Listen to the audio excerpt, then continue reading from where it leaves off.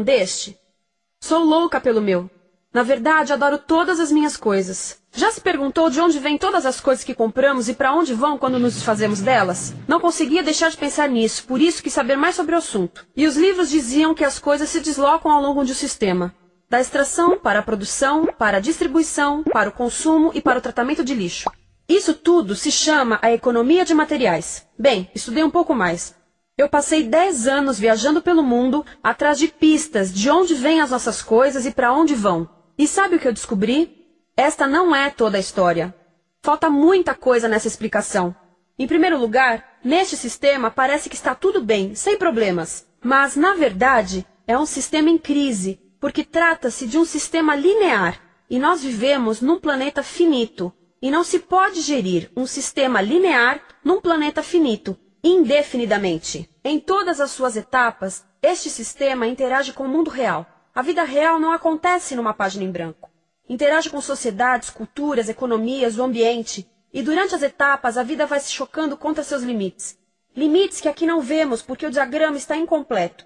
Então, voltemos atrás para preencher alguns espaços e ver o que falta. Uma das coisas mais importantes em falta são as pessoas. Sim, pessoas. As pessoas vivem e trabalham em todas as etapas desse sistema, onde algumas são um pouco mais importantes que outras. Algumas têm maior poder de decisão. Quem são elas? Comecemos pelo governo. Meus amigos dizem que eu devia usar um tanque para simbolizar o governo. E isso é uma realidade em muitos países. E cada vez mais também no nosso. Afinal, mais de 50% dos nossos impostos vão para os militares. Mas vou usar uma pessoa para simbolizar o governo. Porque acredito nos valores e na visão de que o governo deve ser das pessoas, pelas pessoas, para as pessoas. A função do governo é olhar por nós, cuidar de nós. Esse é o seu trabalho. Depois vem as corporações. O que leva as corporações a parecerem maiores que o governo é porque elas são maiores que o governo. Atualmente, entre as 100 maiores economias da Terra, 51 são corporações.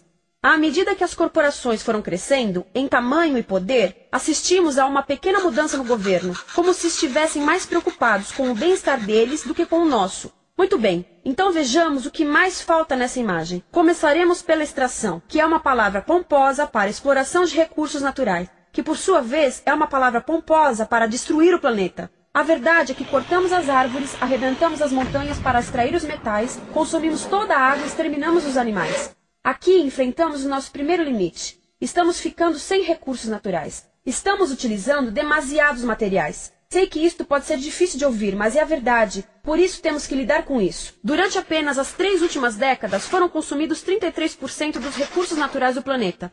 Desapareceram. Cortamos, minamos, perfuramos e destruímos o planeta tão depressa que estamos debilitando a capacidade do planeta para sustentar o nosso modo de vida. Onde eu vivo, nos Estados Unidos, resta-nos menos de 4% da nossa floresta original. 40% dos cursos de água estão impróprios para o consumo. E o nosso problema não é apenas estarmos utilizando demasiados recursos, mas o fato de estarmos utilizando mais do que a nossa parte. Temos 5% da população mundial, mas usamos 30% dos recursos mundiais. Se todos consumissem ao ritmo dos Estados Unidos, precisaríamos de 3 a 5 planetas. E sabem uma coisa? Só temos um. Então, a resposta do meu país a essa limitação é simplesmente ir tomar dos outros. Este é o terceiro mundo, que alguém dirá tratar-se apenas de uma expressão para designar o local para onde foram as nossas matérias-primas. E o que é que acontece? A mesma coisa, destruição do local. 75% das zonas de pesca do planeta estão sendo exploradas ao máximo ou além da sua capacidade. Desapareceram 80% das florestas originais do planeta. Só na Amazônia perdemos 2.000 árvores por minuto, o equivalente a um campo de futebol por minuto. Então, e as pessoas que vivem aqui? Bem, de acordo com esses sujeitos, eles não são donos desses recursos. Mesmo que vivam lá há gerações. Não são donos dos meios de produção, nem compram muitas coisas. Nesse sistema, quem não possui nem compra muitas coisas não tem valor. A seguir, as matérias-primas seguem para a produção, aonde utilizamos energia para misturar químicos tóxicos com recursos naturais para produzir produtos contaminados com tóxicos. Há atualmente no comércio mais de 100.000 químicos sintéticos. Apenas um punhado foi testado para avaliar o seu impacto na saúde, e nenhum foi testado em relação aos impactos sinérgicos na saúde, ou seja, a interação com todos os outros químicos aos quais estamos expostos diariamente.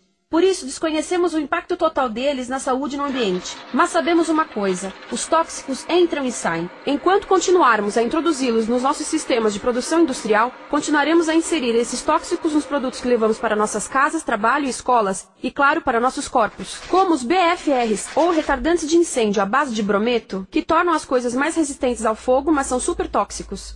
São neurotóxicos, ou seja, tóxicos para o cérebro. O que é que estamos fazendo usando esses químicos? Apesar disso, os usamos em nossos computadores, eletrodomésticos, sofás, colchões e até alguns travesseiros. Sim, pegamos nossos travesseiros, os revestimos com neurotoxinas, levamos para casa e dormimos por 8 horas com eles. Não sei, mas acho que num país com tanto potencial, poderíamos ter uma maneira melhor de evitar que as cabeças peguem fogo à noite. Sabia que essas toxinas vão se acumulando ao longo da cadeia alimentar e se concentram nos nossos corpos? Sabe qual é o alimento do topo da cadeia alimentar com o nível mais elevado de químicos tóxicos? O leite materno. Isto significa que os menores membros das nossas sociedades, os nossos bebês, recebem as maiores doses de químicos tóxicos das suas vidas a partir do leite das suas mães.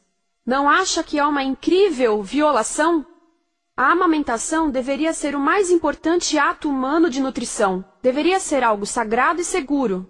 A amamentação continua a ser o melhor e as mães devem amamentar, mas nós deveríamos proteger esse ato. Eles deviam protegê-lo. Eu pensava que zelavam pelos nossos interesses. As pessoas que mais sofrem com esses produtos químicos são os trabalhadores das fábricas. Muitos são mulheres em idade reprodutiva que trabalham com toxinas que afetam a gestação, carcinogênicos e muito mais. Agora eu pergunto: que tipo de mulher em idade reprodutiva trabalharia num emprego deste, exposta a estas toxinas, a não ser uma mulher sem outra alternativa? Essa é uma das maravilhas desse sistema. A erosão dos ecossistemas e economias locais, aqui, garante um fluxo constante de pessoas sem alternativas. No mundo, há 200 mil pessoas por dia se deslocando de ambientes que as sustentaram ao longo de gerações para cidades, onde muitas vivem em bairros de lata, à procura de emprego, por mais tóxico que seja. Não só os recursos são desperdiçados ao longo desse sistema, mas também pessoas, comunidades inteiras são desfeitas. Sim, as toxinas entram e saem. Muitas delas saem das fábricas em produtos, e muitas mais saem como subprodutos, ou poluição, e estamos falando de muita poluição. Nos Estados Unidos, as indústrias admitem liberar mais de 1.800.000 quilos de químicos tóxicos por ano. Deve ser muito mais, porque isso é o que eles admitem. Trata-se de outro limite, porque quem quer ver e respirar 1.800.000 quilos de químicos tóxicos por ano? Então o que eles fazem? Mudam as fábricas poluidoras para o estrangeiro, para poluir outros países. Mas, surpresa, grande parte dessa poluição volta para nós trazida pelo vento. E o que acontece depois de todos os recursos naturais serem transformados em produtos? Passam por aqui, para a distribuição, o que significa vender todo o lixo contaminado com toxinas o mais rápido possível. Aqui, o objetivo é manter os preços baixos, com as pessoas comprando os produtos em constante movimento. Como eles mantêm os preços baixos? Pagam salários baixos aos trabalhadores das lojas e restringem o acesso aos seguros de saúde sempre que podem. Tudo se resume em exteriorizar os custos. O verdadeiro custo da produção não se reflete no preço. Em outras palavras, não pagamos aquilo que compramos. Outro dia estive pensando nisto. Ia a caminho do trabalho e queria ouvir as notícias. Por isso entrei numa loja para comprar um rádio. Encontrei um pequeno rádio verde engraçado que custava $4,99. Na fila do caixa pensei, como $4,99 podem refletir o custo da produção e transporte desse rádio até ele chegar nas minhas mãos? O metal deve ter sido extraído na África do Sul. O petróleo provavelmente do Iraque. O plástico produzido na China e talvez montado por uma criança de 15 anos numa fábrica do México. $4,99 não paga nem o aluguel do espaço ocupado na prateleira, nem parte do salário do empregado que me atendeu, ou as viagens de navio e caminhão que o rádio fez. Foi assim que eu percebi que eu não paguei o valor do rádio. Então, quem pagou? Estas pessoas pagaram com a perda do espaço dos seus recursos naturais. Estas pagaram com a perda do ar puro, com o aumento de doenças como asma e câncer. As crianças do Congo pagaram com o seu futuro, pois 30% delas abandonam a escola para trabalhar nas minas de coltan, um metal que usamos em aparelhos eletrônicos baratos e descartáveis. Estas pessoas pagaram por não ter direito ao seguro de saúde. Ao longo desse sistema, pessoas contribuíram para que eu comprasse o rádio por $4,99. Mas essas contribuições não são registradas por nenhum contabilista. É isto que eu quero dizer com exteriorizar o verdadeiro custo de produção. E isso nos leva à seta dourada do consumo. O coração do sistema, o motor que impulsiona. É tão importante proteger esta seta que se tornou prioridade daqueles dois sujeitos.